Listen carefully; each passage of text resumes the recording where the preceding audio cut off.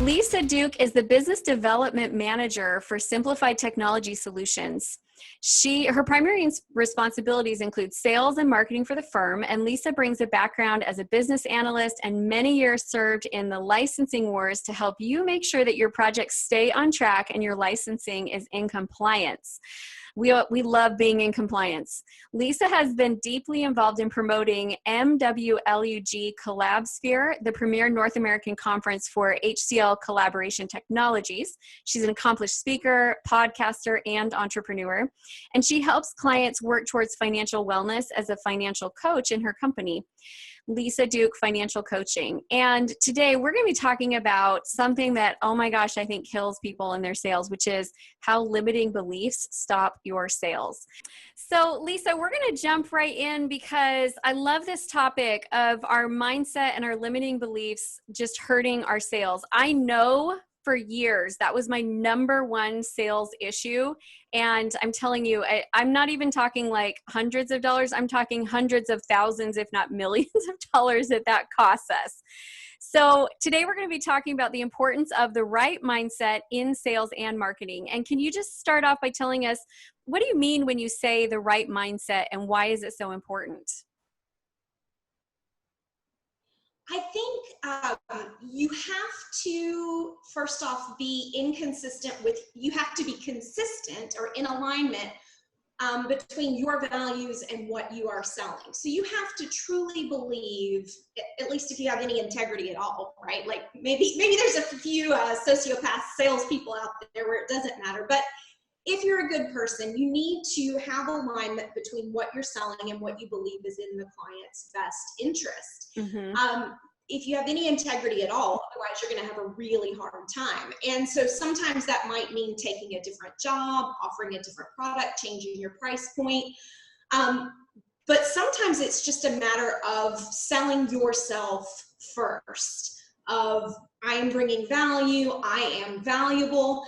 That's where some of those limiting beliefs can come in. So if your product and service is fantastic and your pricing is competitive with the market and your clients are getting results and you can't sell or you're not making enough money to break even, that's where it comes down to probably some sort of hidden limiting belief, something that happened in childhood, some kind of mental hang up that you yourself have that's getting in your own way.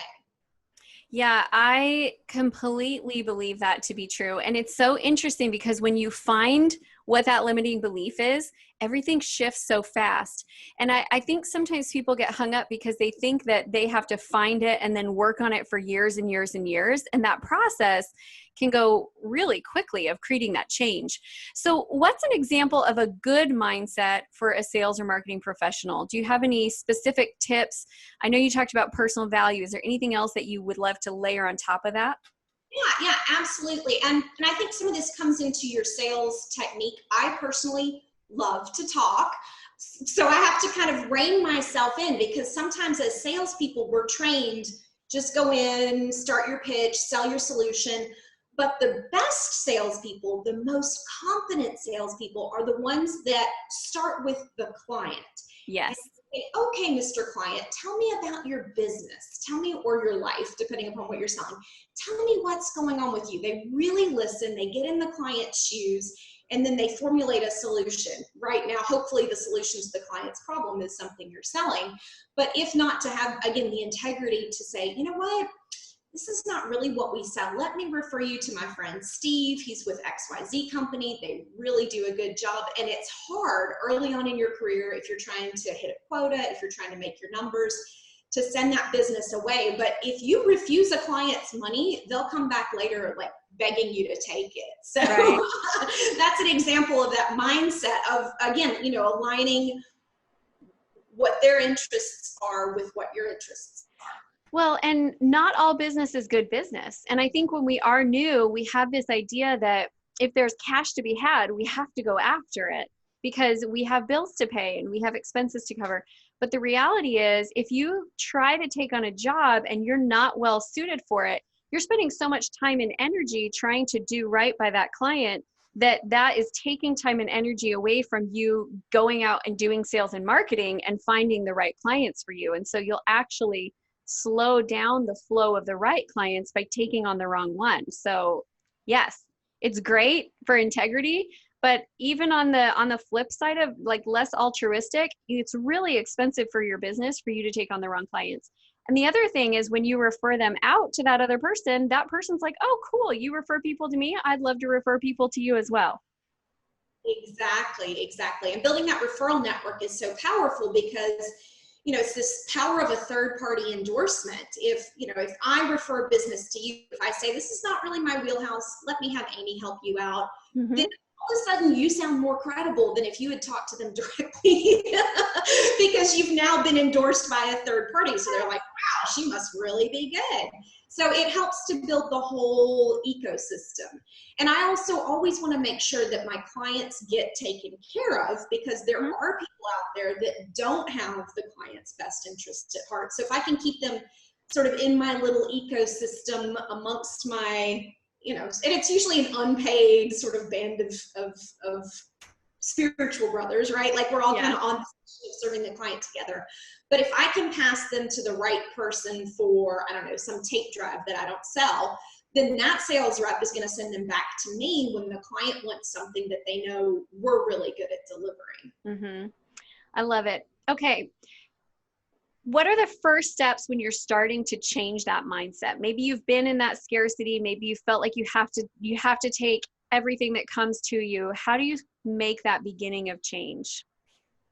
I think absolutely the first step is awareness, because if it is subconscious, you don't know it's there, and so you don't realize it's running the show. So there's a lot of great tools for awareness. Meditation can be a tool. Journaling can be a tool. If you're chatty like me, maybe it's working with a coach, a therapist, a friend, a business partner, somebody you can bounce ideas off of, so that you have that outside perspective on your own thinking. A lot of times we don't see our own blind spots, right? It's like trying to check the back of your hair. You can't see, you know, the back of your outfit. You need a mirror, you need a friend, you need somebody else to kind of check it and say, wait, hang on, you're saying nobody wants to buy servers because there's a pandemic, but my friend Bob just sold like a $10 million deal to you know, some government agency, so they're definitely buying. So sometimes you need to have your own thinking questioned. Yes, I totally agree with that. Okay, we have a great question that just came in from the chat. When you sell coaching, do you sell the idea of coaching, or is there a problem you're selling that coaching is a solution for? And how do you differentiate yourself versus all the others? And then it said other options, including the client doing nothing. So there's kind of two questions in there. Question number one, are you selling the idea of coaching, or are you selling a problem and you're the solution for the problem? Let me start with consulting, because we actually have two separate businesses. We have my husband is sort of the main guy in the IT consulting business, and we've been doing that for 15 years. And then the coaching business is just me. That's a little newer. So let me start with consulting, because that's where I have the experience. So we kind of put out what we do a lot of, and I guess it applies both ways. So we do a lot of free webinars, a lot of free education. He has a blog. So he we go to conferences when those are allowed. He has a reputation for being an expert in one or two key business areas. And so that tends to attract people to him. Again, we've built the referral network. We refer a lot out, so that builds to him as well. We do a good job, so that gets the repeat business. But so they kind of know they're coming to us for Lotus Notes or for security, but then it's that diagnosis of what problem are you really trying to solve? What have you tried in the past? And I guess that does translate over to the coaching, is people know they're coming to me for personal finance coaching, but it's really my job in that initial consultation to say, okay, where are you? What is the problem?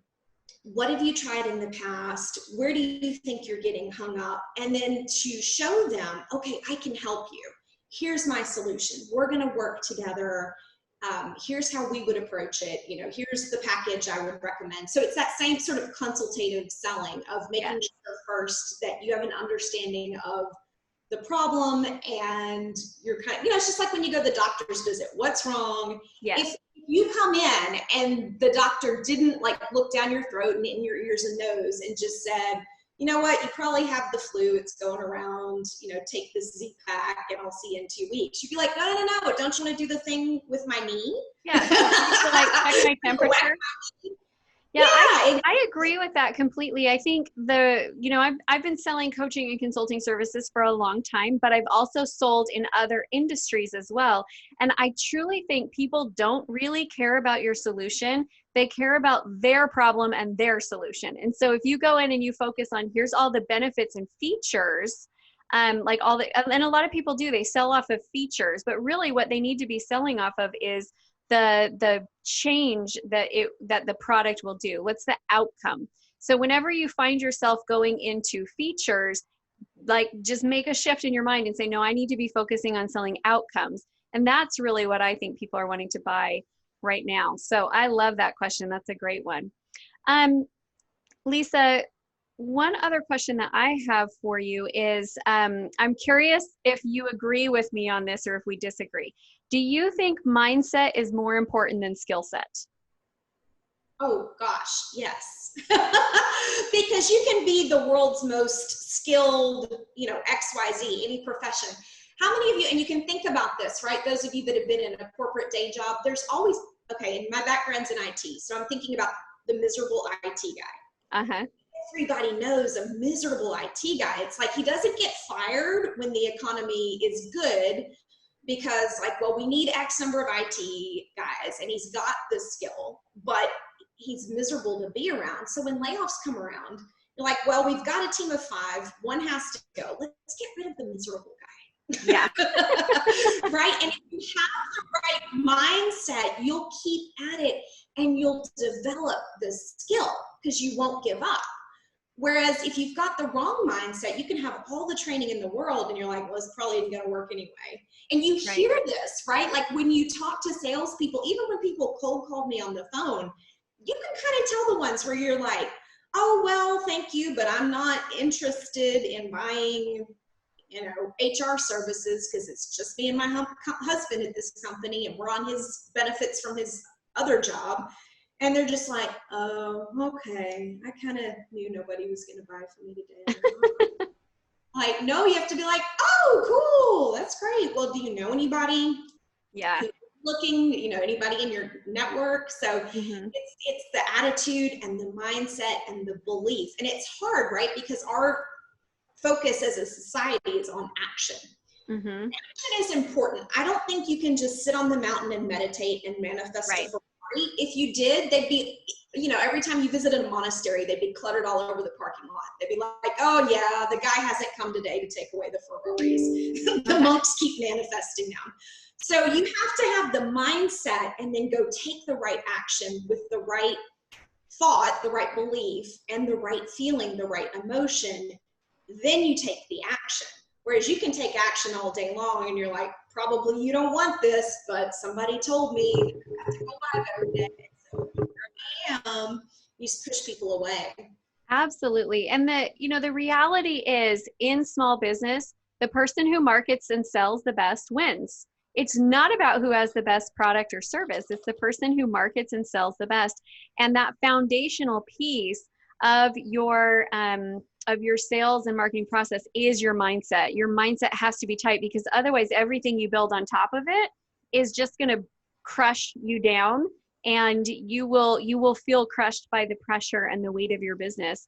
Even if you have great sales, if you don't have a good mindset at the foundation, it's tough. So we're on the same page, Lisa. Air high fives to that. Awesome. We're going to talk because you've got great energy and it sounds like we're on the right page. So your viewers are in good hands. Awesome. Well, how can they get in contact with you if they want to reach out and get connected, learn more about the mindset piece? What's the best way for them to reach you?